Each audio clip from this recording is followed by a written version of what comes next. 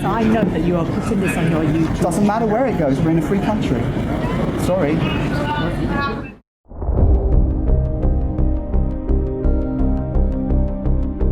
We're in a democracy. We're not in China. And that's not racist, that's the truth. That's what our forefathers fought for. Exactly, but you can't say things like that either. You can't just say things Say what? like that. That we're in a free country. No, that we're not in China.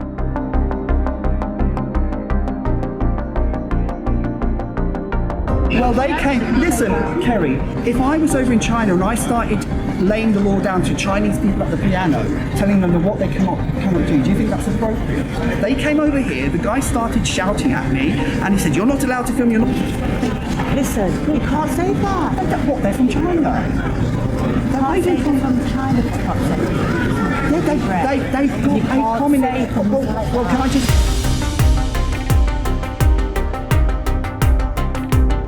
Listen, you can't say that. What, they're from China? Well, can I just say they're from China? What you're watching is an altercation between a popular British piano player with a YouTube channel, a British police officer, and a group of Chinese communist tourists who decided to walk up to him while he was filming his performance and tell him that they are not allowed to be seen on video. And then the cops ran interference for the Chinese communist tourists. Welcome to Disaffected. I'm Joshua Slocum, coming to you from dystopian Burlington, Vermont. It's January 27th, 2024, and this is the show where we talk about politics, culture, and relationships through a psychological lens. This man's name is Brendan Kavanagh. Got a big YouTube channel. What he does is he goes around England, plays piano in public to entertain passersby, films it and puts it on YouTube. He did this recently at a mall in England. And some Chinese people who were watching then decided to confront him. Let's take a listen to that.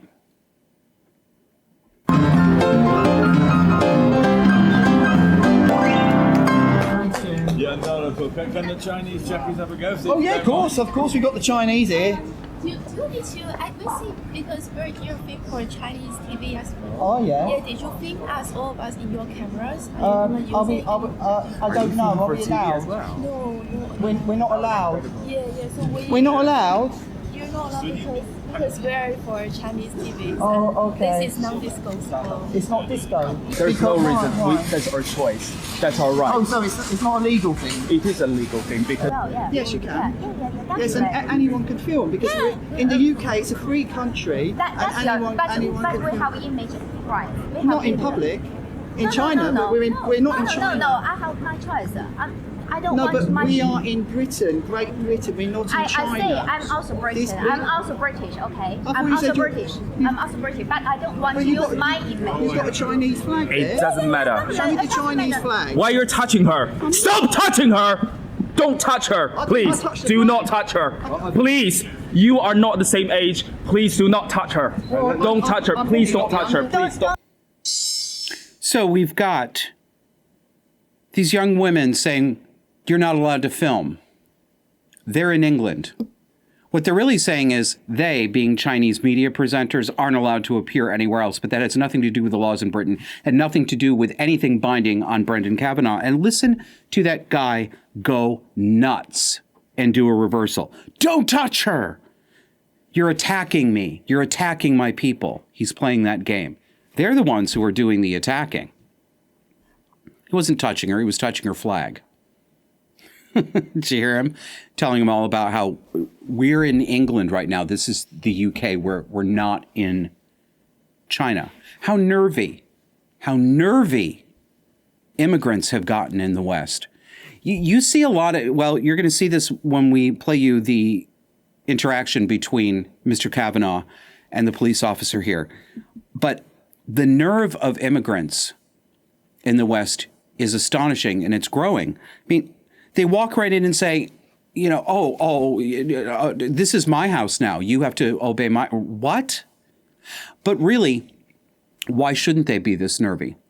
Why shouldn't they be when they are encouraged by Western police like this woman? I taught you Kerry at the piano. Yeah, but it's not talking. I taught you this. This is not to go on your channel, my love. Well- This is me talking to you. Well, listen, Kerry, we're in a public space. Listen, let me just have a conversation Sure. without with this doing in my face. It's, Please. Kerry, if you're recording Listen. we're recording all Listen, the time. this is going on your YouTube channel. It- But I need to speak to you without this being on your YouTube channel. Well, what about please. what? We're in a public space. Listen, can I just have a conversation, please, without your friend video? No, because the camera never lies. Sorry. Listen, I've got my camera on. Okay, and so we're I've just got my having a camera. Let's have a conversation then. This is going on your YouTube channel, and I don't want it to go on your YouTube Well, don't channel. talk to me then, Kerry. Listen. She's Kerry, we're in Britain. We're in a public space. We've got a free country. The first of the matter is that I'm you're not shouting making- communist comments at the No, stage. I said you're waving a communist flag. That's what I said. And the hands were meant to be going towards her, and you're trying to touch her in that I was regard? not trying to touch it. That's why I have a camera. Right? Right, okay. That's why I have a camera. They've requested that the video where they've approached gets deleted and not used on your channel. No, they don't because have there's that money right. being made, and they work for a company that their faces can't be shown on Well, they TV should on be. somebody's If channel. that's, you're not their private security agent. I'm not their private security Okay? agent. And we're in a free country, we're in a free space, we're not causing trouble. The problem is not from us, Kerry. The problem is they are coming over, telling us what to do, and playing the piano. Now, fair is fair, but you are not their private security guards. I never said And, I was, and I'm so- having a conversation with you. And we're in a free space, in a free country, I'm not causing any trouble. There's an allegation being made, and that's why I'm What's the here. allegation? Now, you told me to stop filming, and now you say there's an allegation. The camera an never lies. what's the allegation? That's why I filmed.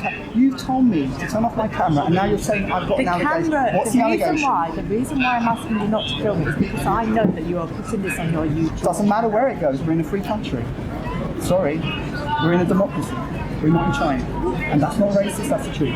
That's what our forefathers fought Exactly, but you can't say things like that either. You can't just say things for. Say what? like that. That we're in a free country. No, that we're not in China. We've Well, got we're Chinese not. people in Africa. Well, they came. Listen, Kerry, if I was over in China and I started laying the law down to Chinese people at the piano, telling them what they cannot do you think that's appropriate? They came over here, the guy started shouting at me, and he said, "You're not allowed to film, you're not allowed." And I said, "Sorry, we're in Britain, I'm allowed to play." And I said, "You're waving a communist flag." And then he said, "You're racist." So if I've done anything wrong, tell me. Right, okay. We're in a this is a free speech issue. I'm sorry. This is a free speech issue. I'm not causing any trouble. They are the ones making a fuss. And they shouldn't get the police as their private security. I think it's a disgrace. Nobody said that, have they? Who said that? And on top of that, Kerry, you told me to stop filming, and then you said there's an allegation. Now, if I didn't have my camera, how would I prove my innocence? You know what? I know they are causing the fuss. I am not causing the fuss. I'm just standing up for myself, right? There's a fuss being caused and I've come up to deal with it. Oh no, listen, Kerry. What's causing the fuss? They're from China. Listen, you can't say that. What? They're from China. They're Can't say waving they're from. from China for God's sake. Yeah, they've got You a can't communist. say things like Well, that. can I just say they're from China? Without the S. I'm sorry for the F. Exactly, but you know they've exactly what you listen, said they are there. waving a communist flag, and I said you're waving a communist flag. Is that racist? To say they've got a communist flag? Take place in it. Look. Chinese New Year, isn't it? What I TV? know Chinese it's New Chinese. Year. I know. I've got nothing. Listen, I'm just playing at the piano. They stood by the piano. I was filming, and then they started laying down the law. I'm said not you're doing from anything. I'm not Japan. threatening you with their private security. That's why the police get behaved, because it's not your job. You should listen. You should tell them. I'm not telling them anything that you're telling me to tell them. All Okay? right. Okay? Get and play your piano. I'll have a discussion with them. Right, tell them we're in a free country. There we go. We're in a free country. Is anyone watching this? Do you see? We've got the communists here telling me not to do. I'm just going to play some boogie woogie. Is Matty England there? Matty, we need you down at the station. Look.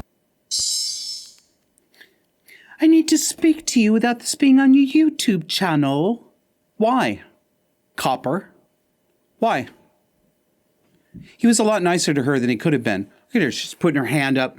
Get the camera out of my... The reason I'm asking you not to film is because I know you're going to put it on your YouTube channel. Yeah. Why, madam? What is it that you have to say to Mr. Kavanaugh that cannot be heard on YouTube? I see example after example after example of this behavior of British police toward white native British people. They will intercede on behalf of foreigners. They will intercede on behalf of anyone who occupies the politically brown category, which is allegedly oppressed. They will intercede on behalf of pro-Palestinian demonstrators, no, not pro-Palestinian, pro-Hamas terrorist demonstrators, and threaten to arrest white British people. And no, let's just go right to it. White British men.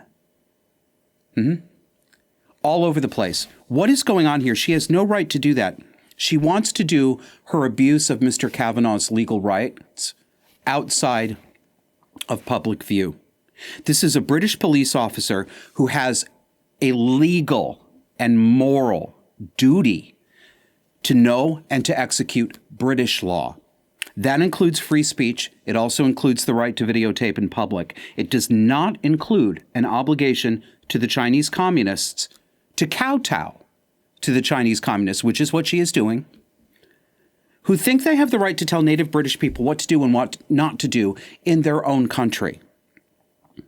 You can't say things like that. You can't say things like that.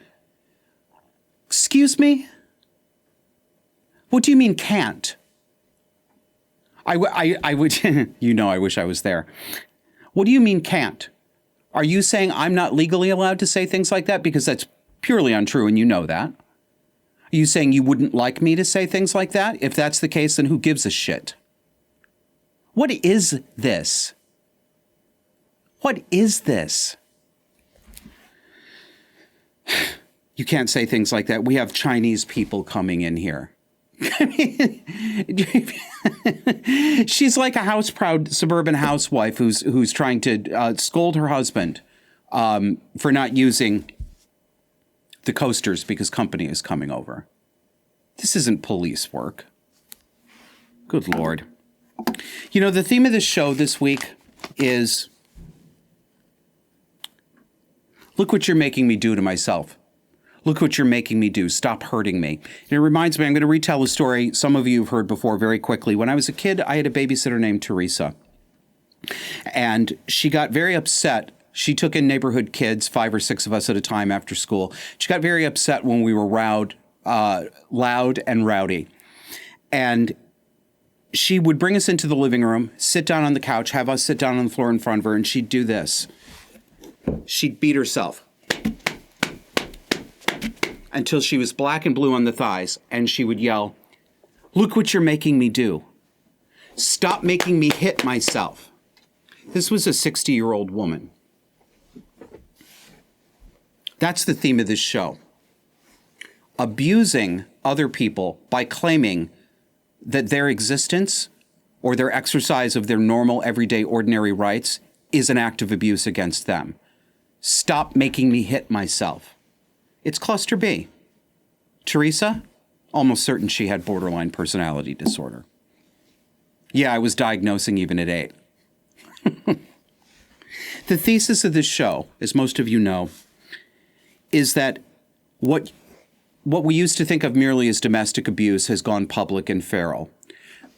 The frame of mind that animates domestic abuse, usually cluster B personality disorders, narcissism, borderline personality disorder, histrionics, sometimes sociopathy, is the same frame of mind that is animating our media, our government, and our expert class. We, all of us collectively, as citizens, are in a domestically abusive relationship with our government, with world governments like the UN. And in such homes, and again, as in the home, so in society. In these homes, children are pitted against each other. They're placed into roles where they are triangulated against each other to serve the needs of the abusive parent. They punish and blame each other for setting mom or dad off. They can't get angry at mom or dad because mom or dad will hit them or kill them, but they can get angry at their siblings and punish them, so the blame is transferred and shifted. We are all doing this with each other right now. That British police officer, that woman, she's Brendan's peer. She's not in the media. She's not royalty. She's not a member of parliament. she should identify, if you'll pardon the phrase, she should identify with him. Her interests are synonymous with his, except now they're not, are they? Somewhere the marching orders are coming down. But she is acting out the role of the child who scapegoats the other so that mommy and daddy won't hit us. I'd like to know who mommy and daddy are in this situation that Carrie, I believe her name is afraid of. The cluster B philosophy, the narcissistic philosophy, the abuse frame of mind hijacks our normal instincts and turns us into enemies of each other. Family members fight family members at the behest of a tyrannical parent. Countrymen fight countrymen to service outside aggressors, exploiters, deadbeats, parasites. What happened to British pianist Brendan Kavanagh this week in this English mall is just a perfect illustration. Now let's come back here to the United States. The big news this week, of course, is the showdown between Texas and the federal government about the U.S.-Mexico border. Joe Biden's administration has ordered the state of Texas to take down the razor wire that they have erected to stop the scourge of illegal aliens who are flooding over the border through Texas and into the rest of the country. And it is historic. We have millions and millions. I think the last count, the last estimate was about 3 million illegal aliens. No, they're not migrants. They're not migrants. They're not immigrants. Technically, they are. I'm not going to call them that because I'm not going to further the use of those connotations. I'm seeing even people like Texas Governor Greg Abbott buckle under and start calling them illegal migrants because that's soft sounding. It's value neutral. This is not value neutral. They are not migrants. They are illegal aliens. There are 3 million of them in this country now under Joe Biden. We have never seen anything like this. The border is completely open. So the feds want Greg Abbott to take down the razor wire, and they went to the Supreme Court, and the Supreme Court voted 5-4 to say that the feds do, in fact, have sovereignty here and jurisdiction here, and they may indeed cut down the wire. Well, Texas isn't going to take it. They've upped the ante with the declaration. I'm going to read the entire thing to you because the principles illustrated here in the constitutional citations are something we all need to be reminded of. Quote, "The federal government has broken the compact between the United States and the states. The executive branch of the United States has a constitutional duty to enforce federal laws protecting states, including immigration laws on the books right now. President Biden has refused to enforce those laws and has even violated them.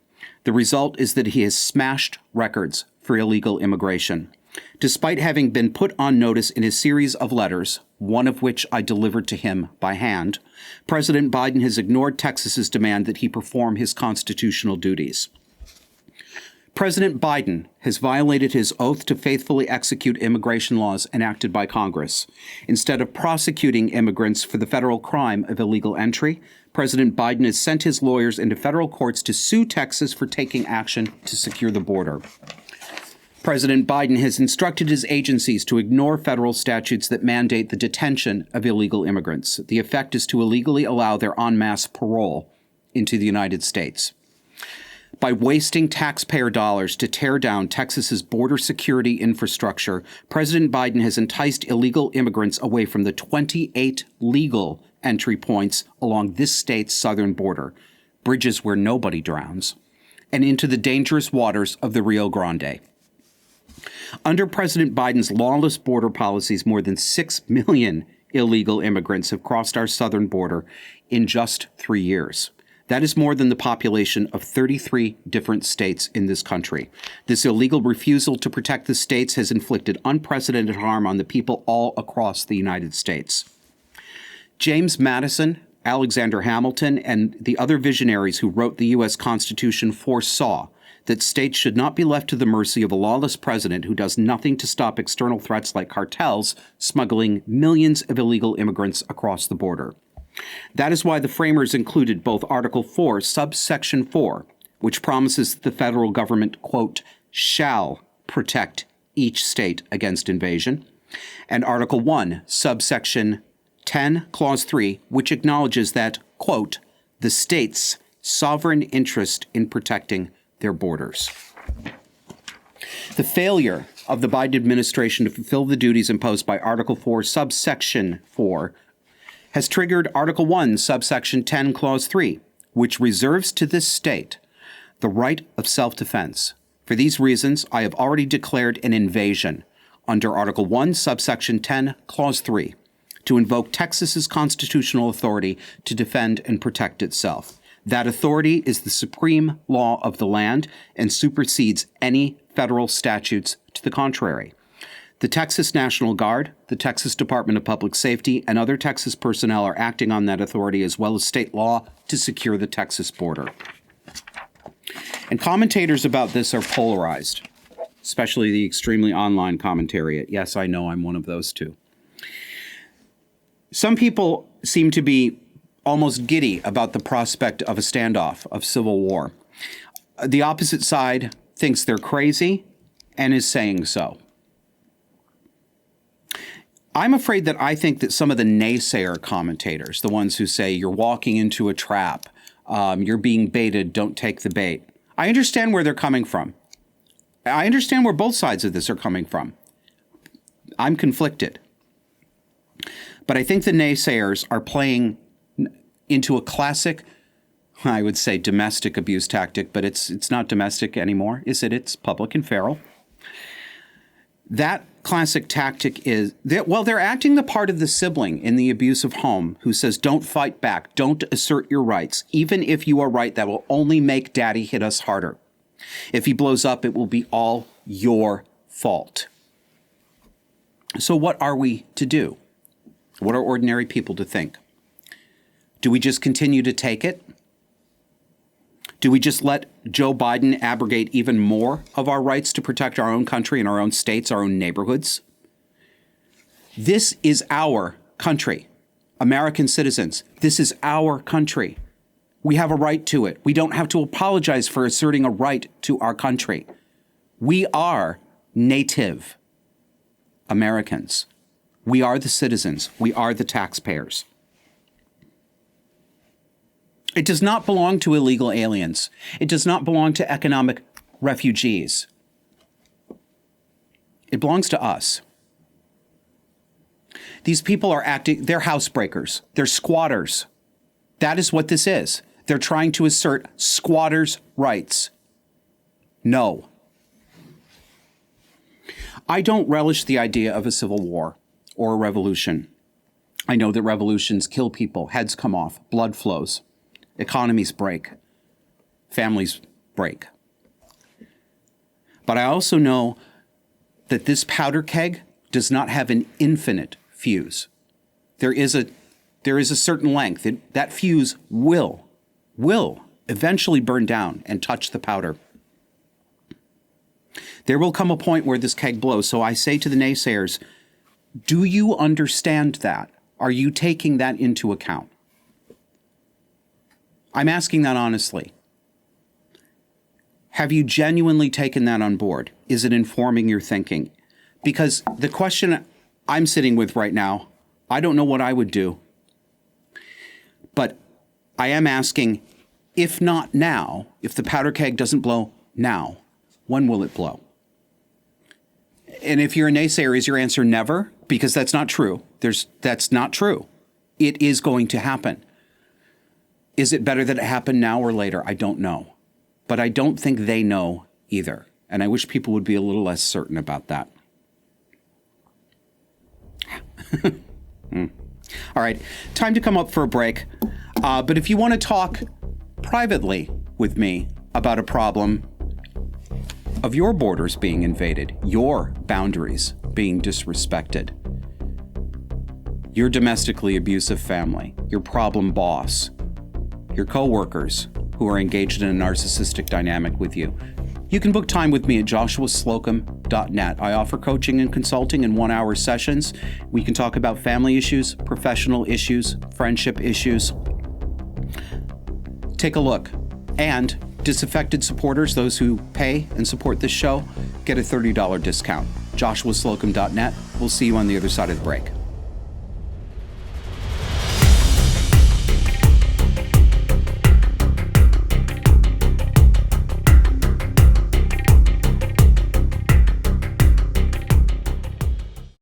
Can't get enough of our love, baby? That's because you're not subscribed. Move that thumb over to the great big old subscribe button on your podcast app so you never miss an episode.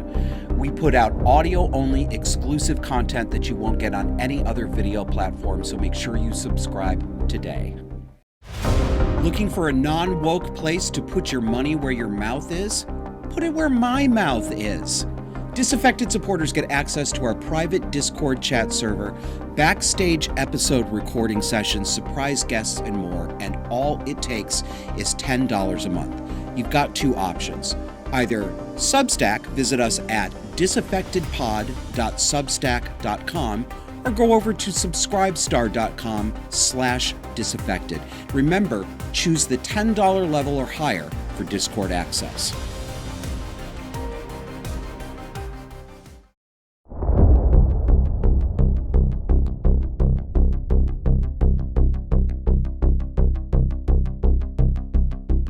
Welcome back. We've got a couple more examples of look what you're making me do, or look what I'm going to do to you if you don't do what I want you to do. This is Representative, U.S. House of Representatives, Representative Max Frost, young Max Frost. No, I'm not going to prime you. Let's just play it out.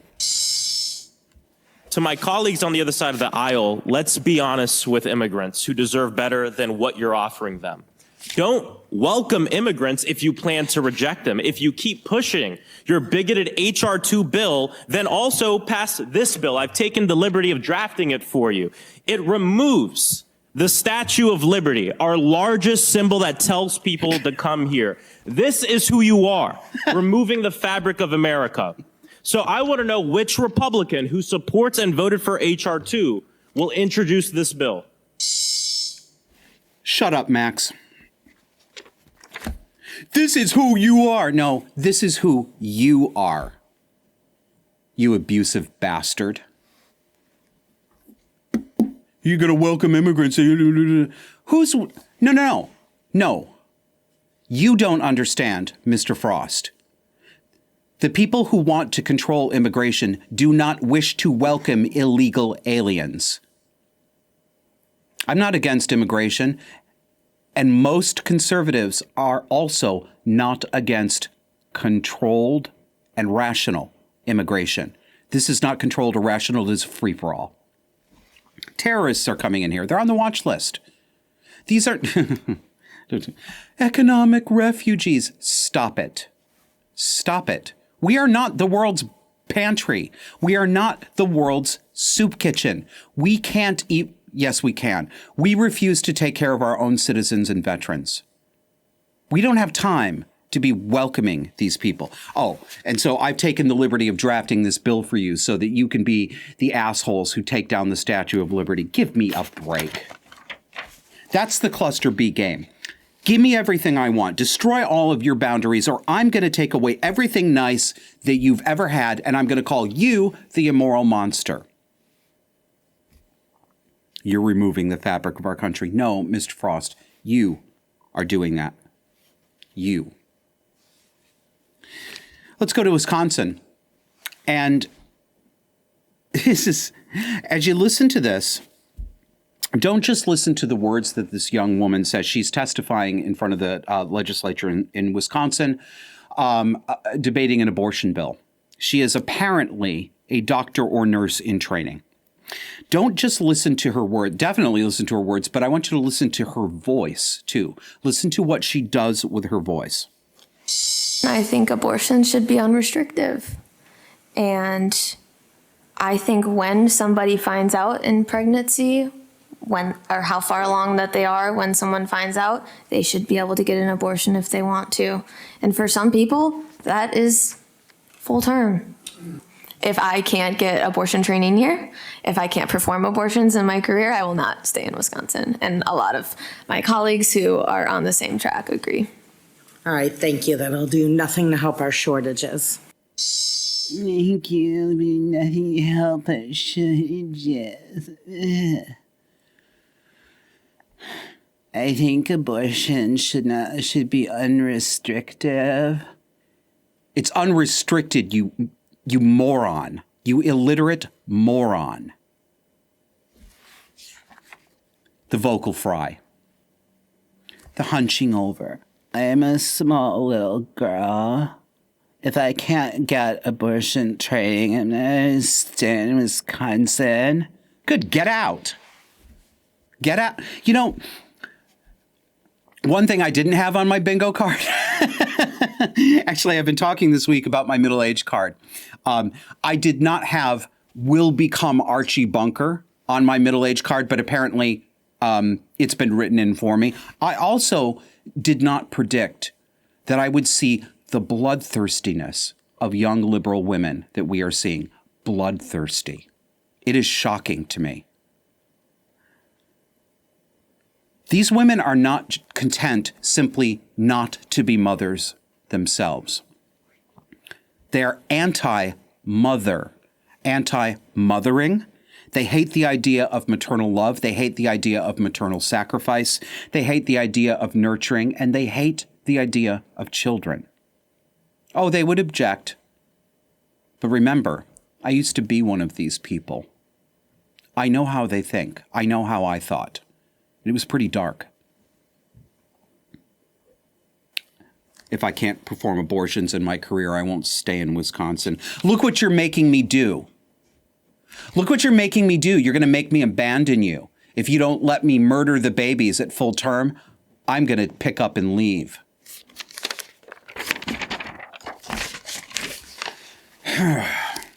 All right. Did you know?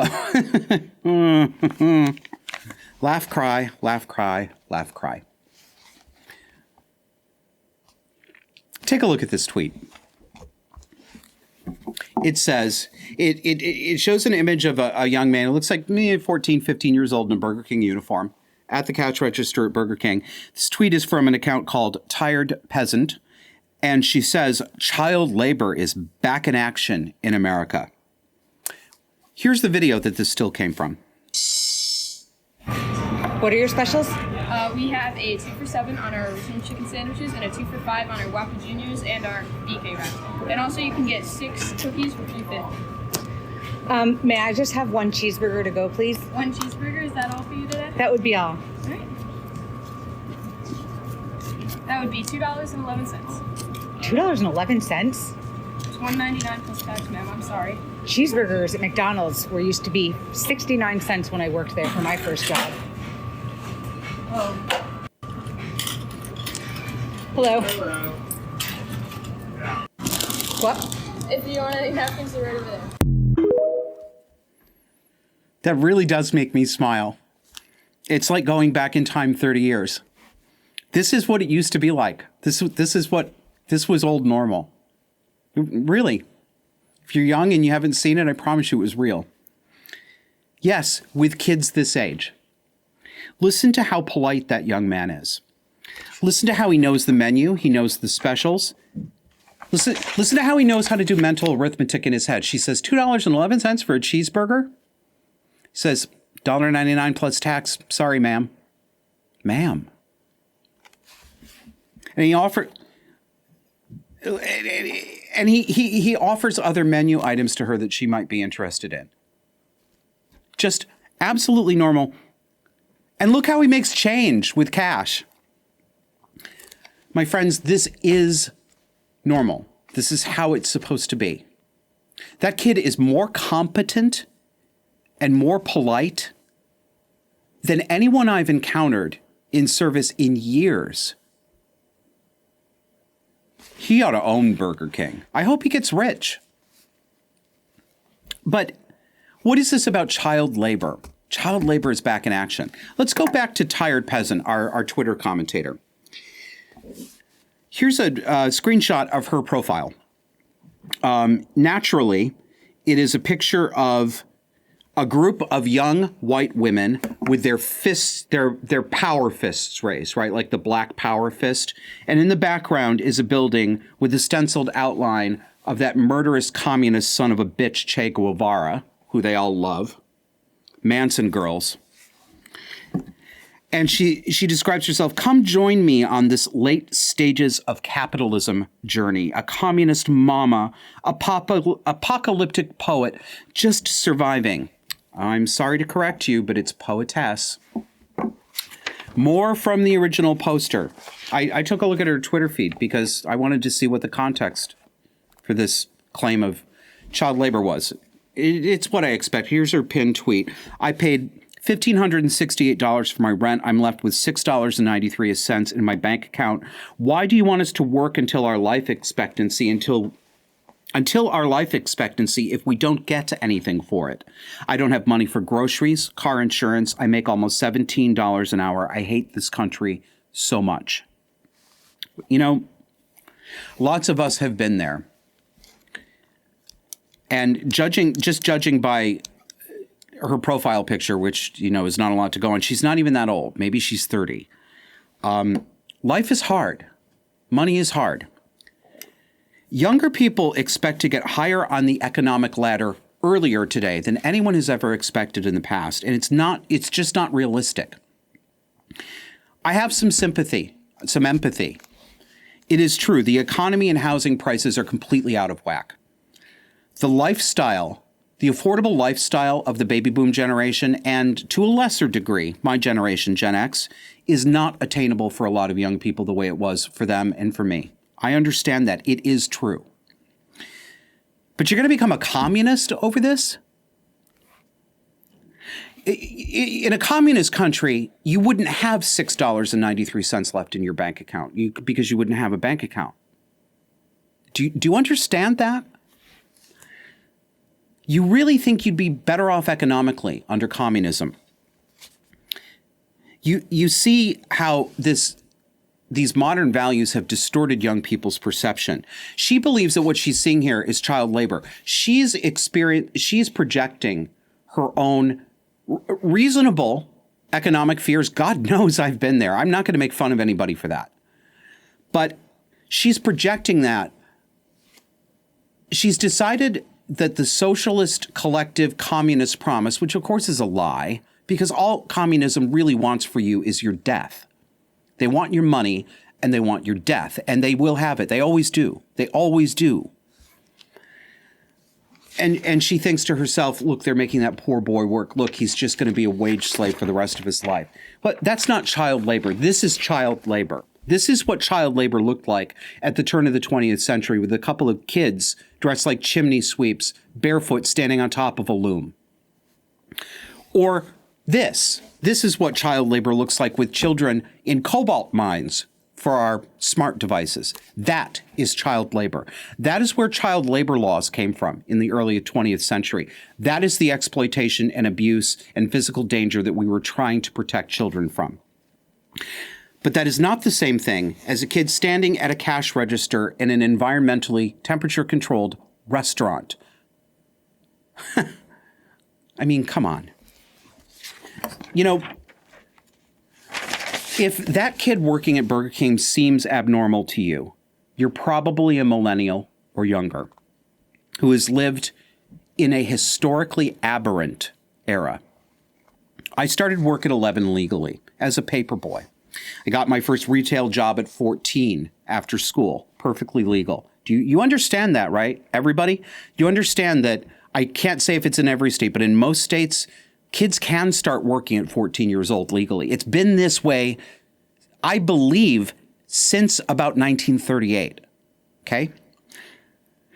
And, you know, anyone who thinks that this kid is being exploited or should be doing something else, they're the ones who have a weird and distorted frame of reference. The children that we see today are not mostly like this young man. Their competence level is far below. They have been stunted. They have been sheltered. They have been cosseted. They have been protected from their own potential and from their own growth. They've been hobbled. They have been abused by being protected. It is abuse, not healthy child rearing. It is abuse to make your children today the equivalent of the functionally retarded 40 years ago.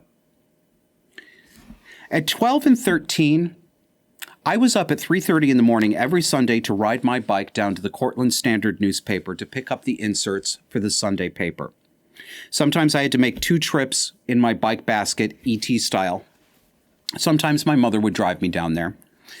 We would haul 50 pounds of these flyers into the front hall of the house and stuff each Sunday paper with them, the coupons, the circulars, the flyers. Then I would load up, and this definitely had to go in 2 or 3 separate batches. I would load up these rolls, rubber banded rolls, in my bike basket, and I'd be out on the street before 6 a.m. delivering the Sunday paper. And did I grumble a little bit about having to wake up that early? Yeah, I sure did. But just a little bit. Because the truth is, I wanted that money and I wanted that job. And I liked being responsible for something important. And it was important. People wanted their newspapers. The Sunday paper was important in those days, you guys. It really was. Almost every household waited for it. And my route included mostly grandmas and grandpas who loved their newspapers more than most people. And once a week, I went around to collect payment, and almost all of my customers tipped me. And it wasn't uncommon to get pizzelles or a piece of bar cake from the Italian grandmas, because that's the part of town that I lived in.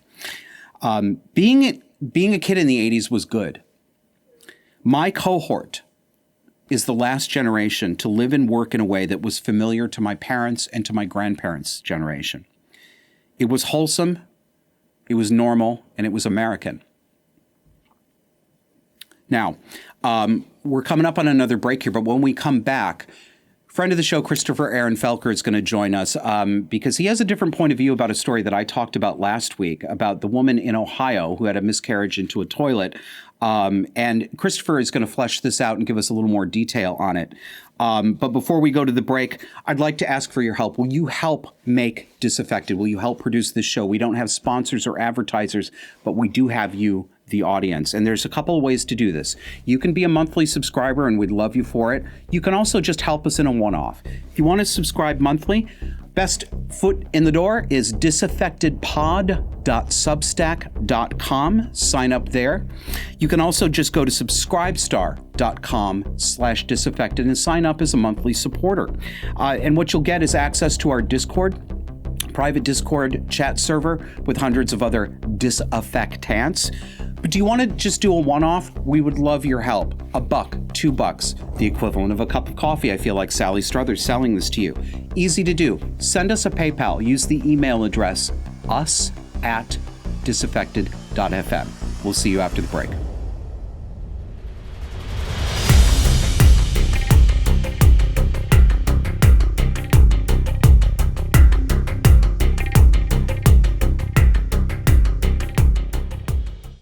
Can't get enough of our love, baby? That's because you're not subscribed. Move that thumb over to the great big old subscribe button on your podcast app so you never miss an episode. We put out audio-only exclusive content that you won't get on any other video platform, so make sure you subscribe today. Looking for a non-woke place to put your money where your mouth is? Put it where my mouth is. Disaffected supporters get access to our private Discord chat server, backstage episode recording sessions, surprise guests, and more, and all it takes is $10 a month. You've got 2 options. Either Substack, visit us at disaffectedpod.substack.com, or go over to subscribestar.com/disaffected. Remember, choose the $10 level or higher for Discord access.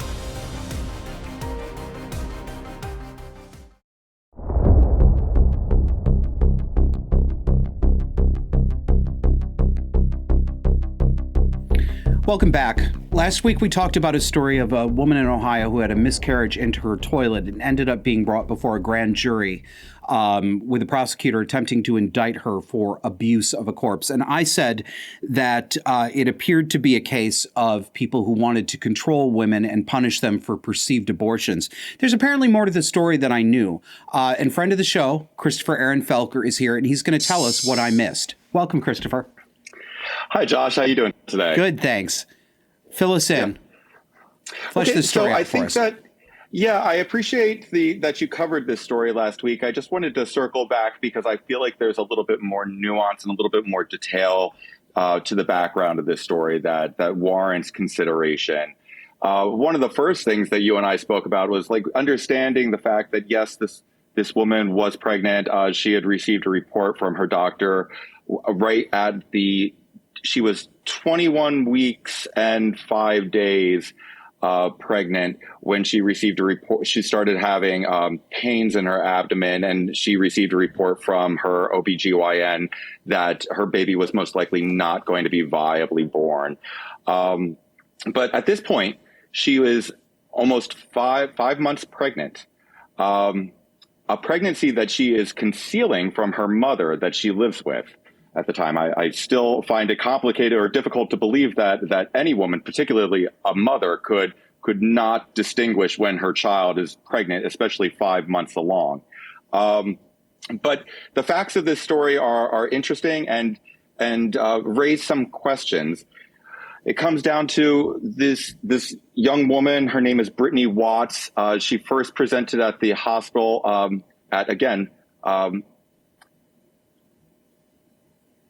21 weeks and 5 days. Now, the cutoff for legal abortions is actually 22 weeks in Ohio. And as such, when she first showed up, she left the hospital. She went to the hospital twice before she actually miscarried. And both times she left against medical advice because they were taking too long. The first time she had gone via ambulance. The second time she had gone on her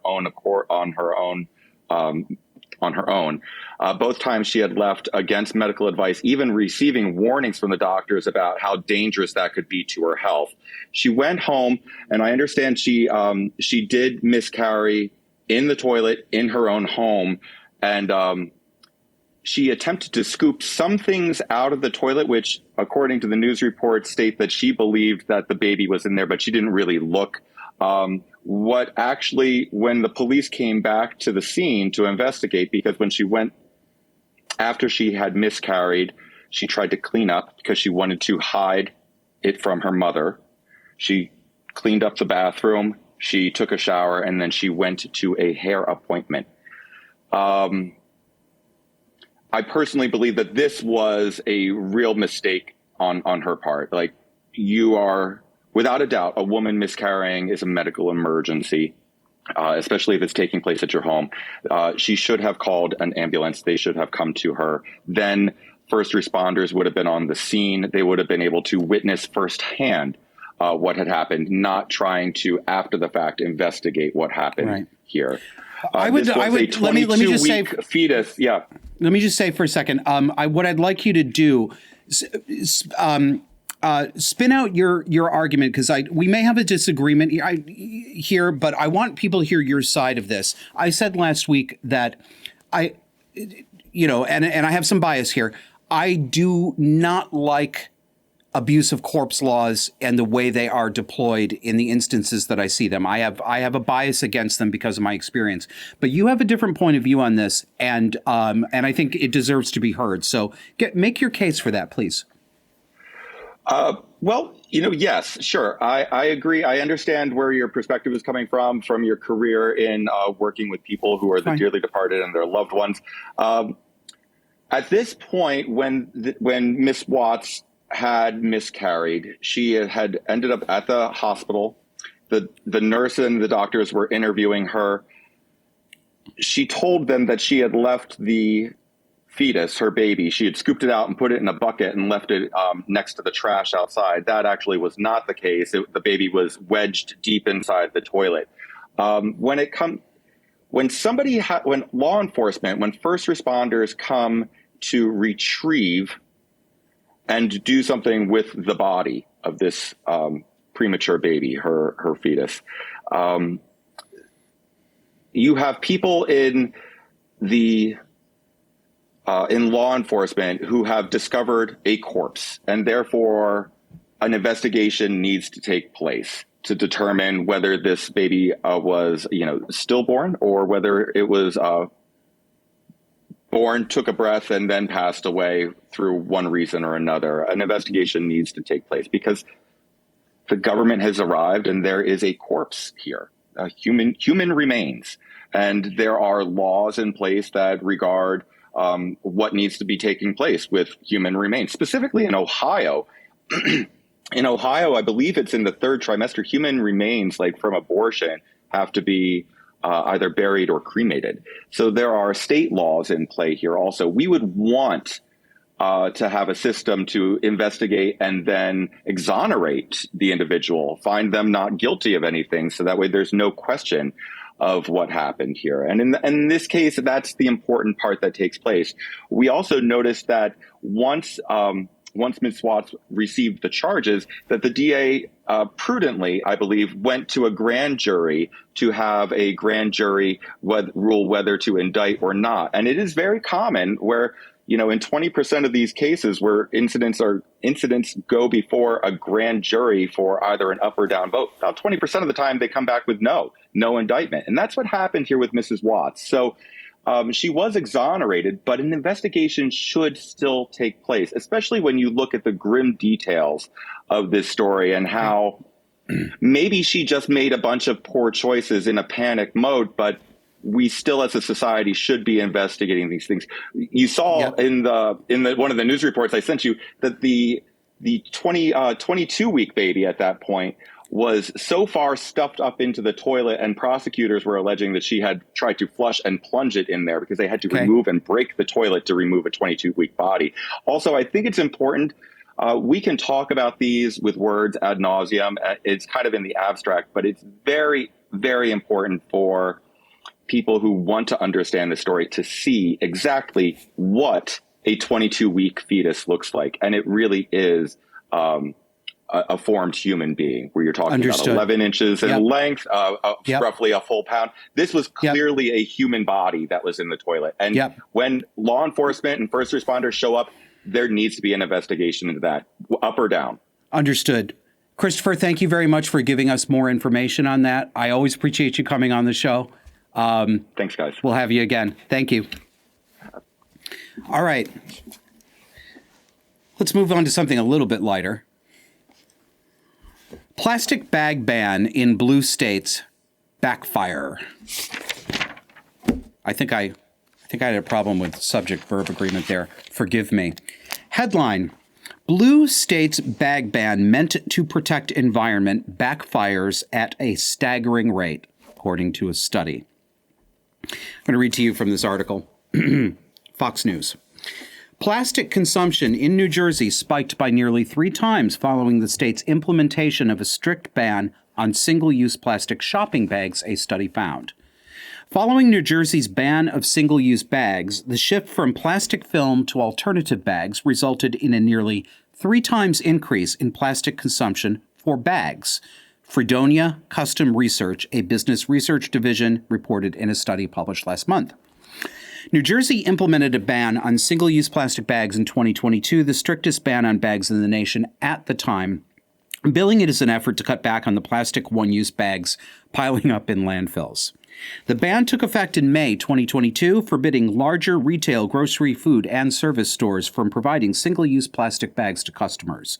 Instead, shoppers may purchase reusable bags made of woven and non-woven polypropylene plastic, or can bring their previously purchased reusable bags to the store. It didn't take long, however, until shoppers started airing their grievances to local media that the reusable bags were stacking up in their homes due to repeatedly purchasing reusable bags at the grocery store, or due to home grocery delivery services using new reusable bags at each drop-off.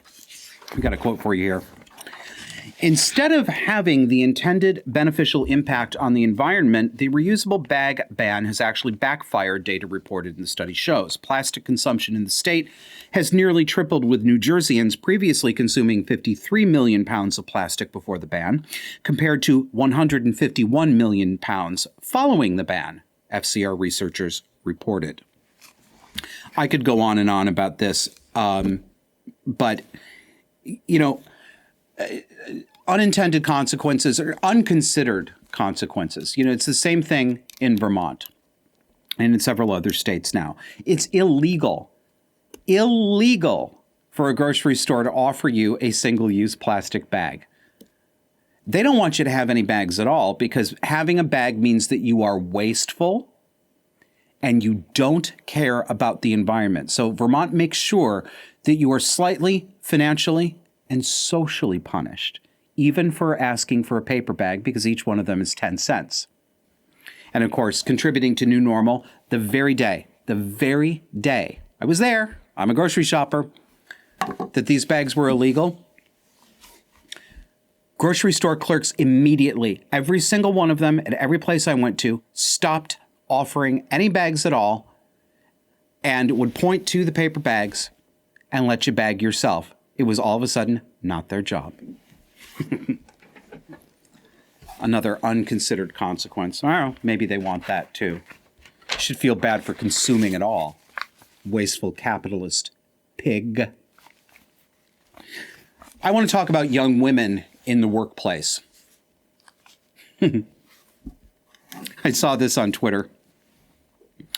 This is a picture here of a young woman, anywhere from 20 to 25, making a rage-filled frustration face at the camera. And the caption she gave herself is, "What it feels like to be a 22-year-old girl dealing with 40 to 50-year-old old men in corporate America." Well, little girl, we hate you more and we're competent.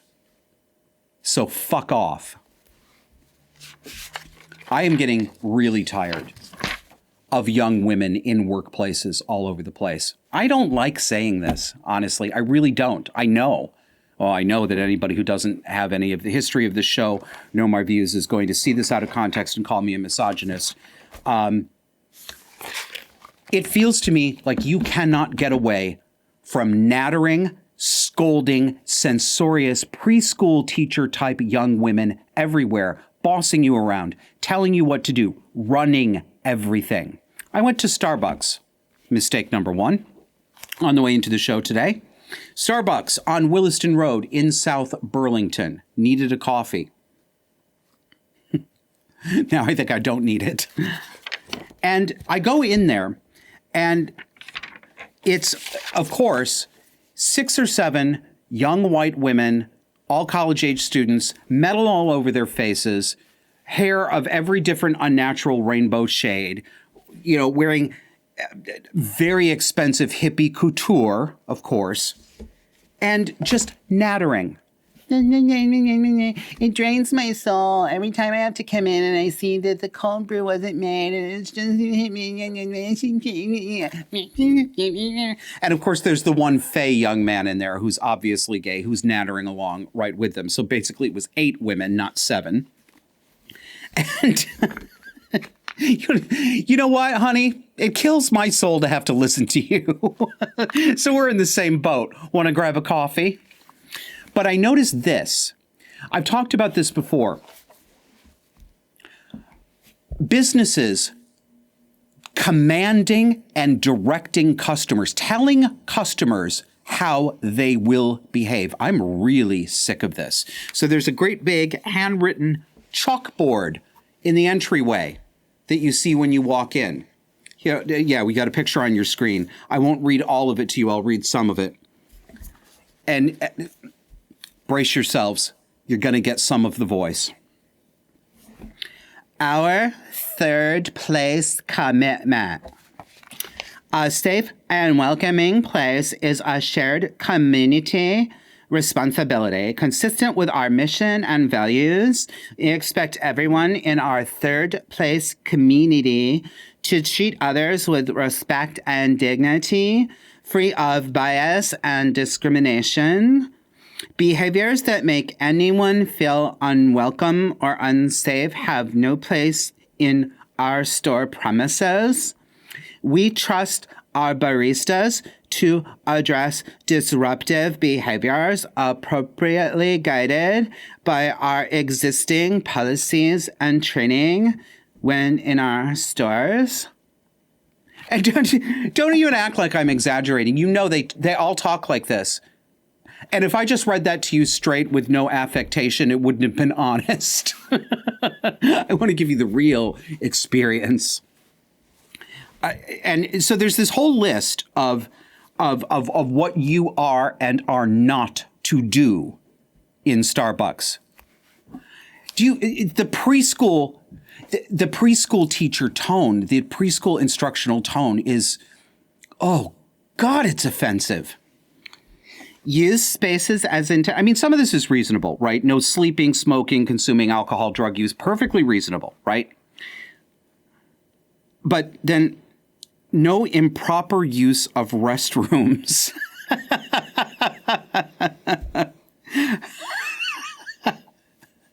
I'll let you ask the question and answer it for yourself.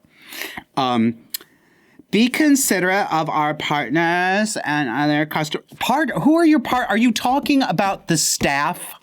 Are you talking about the staff?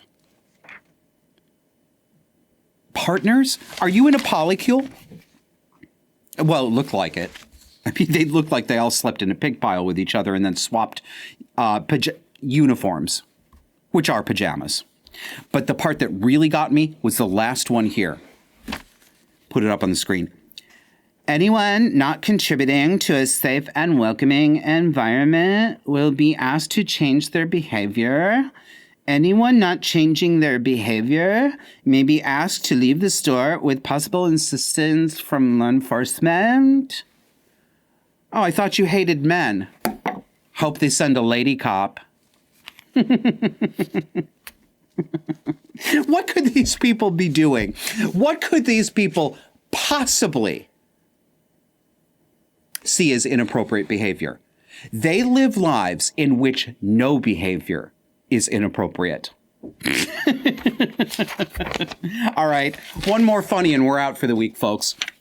And this is cheap, and I do not apologize. I apologize for nothing. I saw this headline.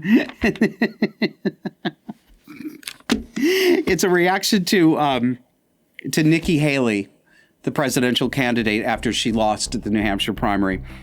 Reid Hoffman pulls out of Nikki Haley after New Hampshire pounding.